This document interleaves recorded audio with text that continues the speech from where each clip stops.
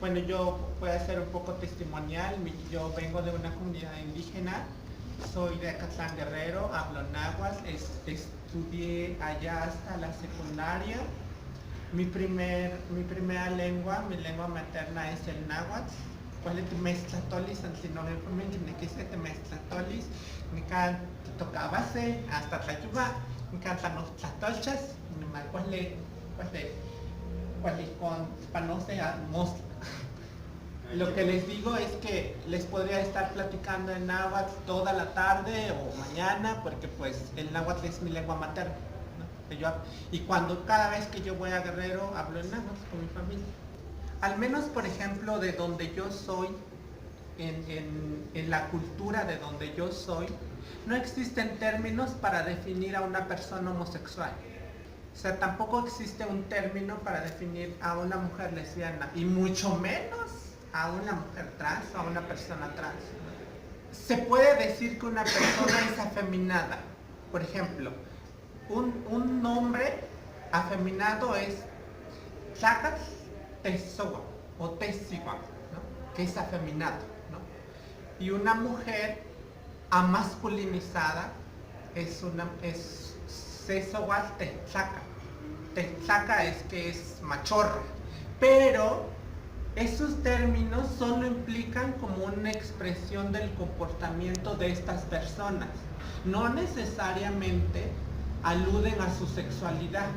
Esa idea no está, o sea, eso no existe, al menos en náhuatl y en Acatlán eso no existe. Entonces, por ejemplo, yo crecí hasta los 15 años, jamás yo tuve conocimiento de que un hombre estuviera enamorado de otro hombre, o que tuviera relaciones con otro hombre, o que hubiera una mujer que estuviera enamorada de otra mujer y que tuviera como una sexualidad. Eso no existe.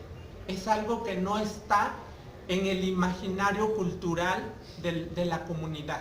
Es lo mismo que cuando a mí me dicen, pues vamos a juntar feminismo y comunidades indígenas. ¿Y cómo le vas a hacer?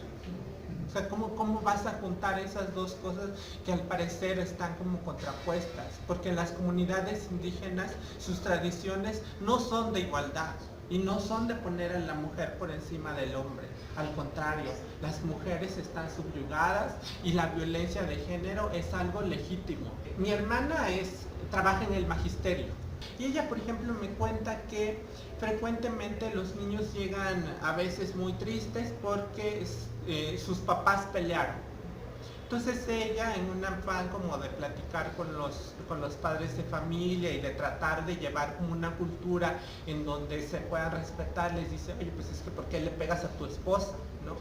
Y el señor le contesta, pues es que es normal, ¿no? O sea, cuando hay diferencias, pues es normal que yo le dé su coscorrón. O sea, su coscorrón no es un coscorrón, obviamente. Son golpes, son moretones. Y se lo dice en náhuatl, pues. Le dice, ¿cuánta no cualaña? Ni cuatepiña, ¿no? O sea, le doy su coscorrón, ¿no? Hay una asamblea en la comisaría municipal. Y entonces, en la comisaría municipal hacen reuniones. Y entonces, por ejemplo, la persona que fue violentada lleva su caso ahí. La mayoría quienes presiden esos consejos o esas asambleas son hombres. Entonces, ¿qué le espera a una mujer llevar su caso a una asamblea si le van a decir, no, pues perdónalo, esto pasa, es parte de nuestra comunidad, y hablen y platiquen, ¿no? Y no hay justicia, ¿no? Entonces, imagínense ustedes, si eso es para las mujeres cisgénero, ¿qué le espera a una mujer trans? Y cómo dentro de ese imaginario y dentro de esa comunidad, cómo se puede desenvolver algo que vaya en contra de las normas tan rígidas de ser hombre y de ser mujer. Cómo una persona trans dentro de una cultura en donde la violencia y en donde el ser masculino y el ser competitivo y el ser agresivo, cómo una persona trans puede entrar ahí.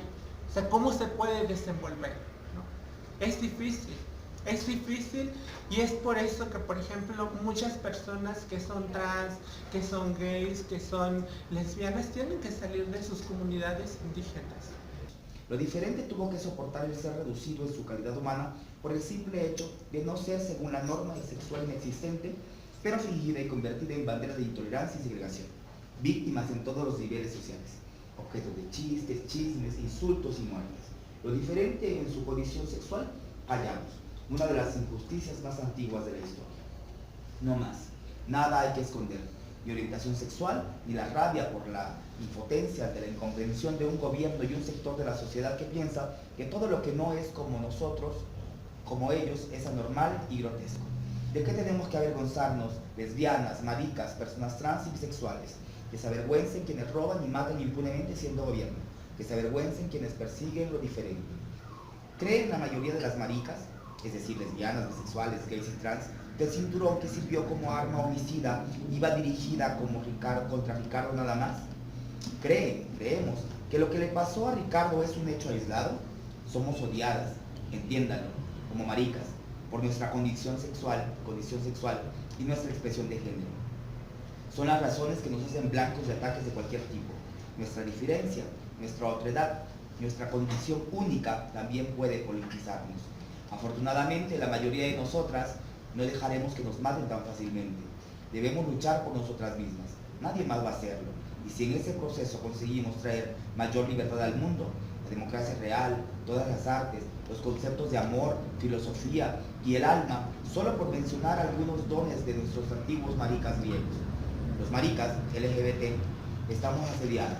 Las maricas estamos siendo atacadas desde todos los frentes y me temo que no nos preocupa, porque somos el blanco sistemático y continuaremos siendo aniquiladas hasta que entendamos que el ataque a una de nosotras está dirigido a todas. Un ejército de amantes no puede perder. En las últimas 2 décadas fuimos asesinadas 1.218 maricas por odio y las instituciones no hicieron nada. Esto es violencia institucionalizada, quizá más peligrosa para la existencia de las maricas porque los atacantes no tienen rostro. Nosotras permitimos estos ataques con nuestra falta de acción. Hermana marica, entiéndelo, no nos quieren, nos golpearán, violarán, torturarán y asesinarán antes de continuar viviendo con nosotras. Yo llevo mi disidencia sexual por todas partes y no bajo la voz al hablar en público cuando hablo del amor o el sexo entre 2 hombres o 2 mujeres. Y me doy cuenta de que los hechos de mi vida les resultan irrelevantes y que solo me doy cuenta a medias, y que soy un apéndice de los hechos del mundo mayor, un mundo de poder y de privilegio que es el de los heterosexuales, de leyes de pertenencia, un mundo de exclusión. Maricas de San Cristóbal, de Chiapas, de México, tomemos las calles, los cafés de donde nos han expulsado, los restaurantes, los centros comerciales, las escuelas donde nos humillan y violentan hasta arrojarnos al suicidio. Las hermanas resistentes dijeron a las hermanas actuales que hay 2 cosas importantes que recordar a propósito de las revoluciones venideras. La primera es que nos van a patear el culo, como lo están haciendo antes y lo están haciendo ahora. Y la segunda es que ganaremos. Conocemos muy poco sobre esta combinación entre disidencia o diversidad sexual o disidencia sexual o LGBTI, como ustedes le quieran llamar, y pueblos indígenas o etnias o comunidades indígenas. Hay muy pocos estudios al respecto y entonces no sabemos en realidad cuántas de todas las etnias que existen en México son intolerantes o cuántas son permisivas o cuántas aceptan la diversidad sexual. Respecto a los mushes, lo que yo diría es que la comunidad zapoteca es permisiva, que no es lo mismo que acepte, no, que tampoco es lo mismo que lo celebre y que mucho menos las tenga en una situación de igualdad. En la comunidad zapoteca, en Juchitán, por ejemplo, hace poco fui a Juchitán a invitación de Minisa Carrillo, que era la codirectora de políticas de la diversidad sexual en Juchitán, y justamente estaban enfrentando una situación de discriminación en donde a ellas les estaban impidiendo entrar a las velas a menos que las mushes fueran vestidas de hombre con guayabera y con pantalón. La velada mushe es solo para las mushes, pero aparte hay velas, por ejemplo la vela viach, que es la vela ciruelo. Entonces, como se ha juntado, ¿no?, lo indígena junto con lo religioso, pues ahora les impedían la entrada a las personas mushes. Entonces yo hablaría de permisividad, ¿no?, que no es lo mismo que estén en una situación de igualdad. Soy Julia hace referencia a la autodeterminación de las preferencias sexuales en varones sectarios de comunidades indígenas de San Juan Cancún, Chiapas.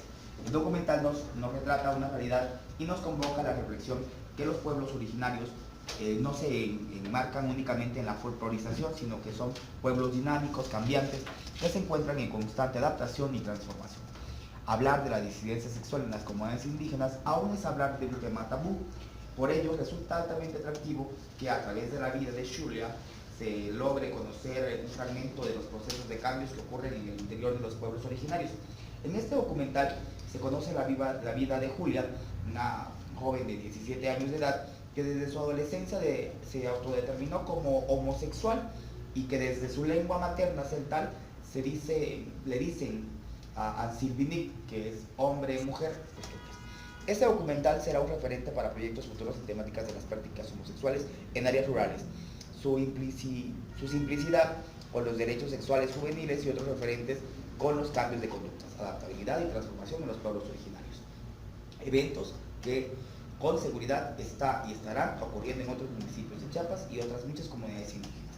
Y bueno, por ejemplo, en el norte del estado, en la parte de la zona Achol, las personas indígenas, en el caso de los varones que tienen sus esposas, a las mujeres lesbianas les dicen viernes, o el término de viernes en Chol, porque se tiene la falsa idea de que los días viernes a las mujeres lesbianas les crece el clítoris, se les forma como un micropene o un pequeño pene, y con eso penetran a las mujeres, y el grado de falocentrismo es tremendamente interesante porque esconden a todas las mujeres, los varones, que no las puedan tocar ninguna mujer lesbiana, ¿no? En el caso de una chica de una comunidad Chol también, que fue quemada viva, tiene quemaduras de las 3/4 partes de su cuerpo. Ella es una chica trans, trabajadora sexual ahorita en Tuxtla, y ella no puede regresar a su comunidad porque si regresa, pues será asesinada. Quien compró la gasolina para que la quemaran fue su propia madre.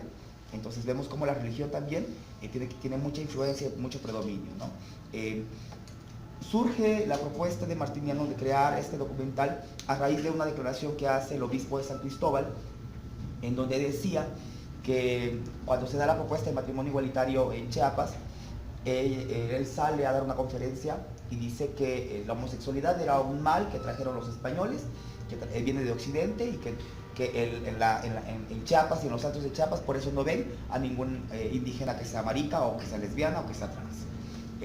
A raíz de eso, Martiniano comienza como este proceso de búsqueda, y bueno, él, que además es marica, tiene muchos amigos, yo tengo muchos amigos indígenas que también son disidentes sexuales, y también amigas. Comienza como este proceso de decirle al obispo, ¿no?, que aquí hay un gran bagaje, que es una gran mentira lo que está diciendo. Incluso Fray Bartolomé de las Casas, cuando llega a Chiapas, que en ese entonces éramos una provincia de Guatemala, escribe al Santo Oficio una carta diciendo que había encontrado 2 indios naturales, practicado el pecado nefando, vestidos con prendas de mujer, y que fueron echados a los perros salvajes para ser asesinados y así tener el perdón de Dios, ¿no? Con la muerte van a obtener el perdón de Dios.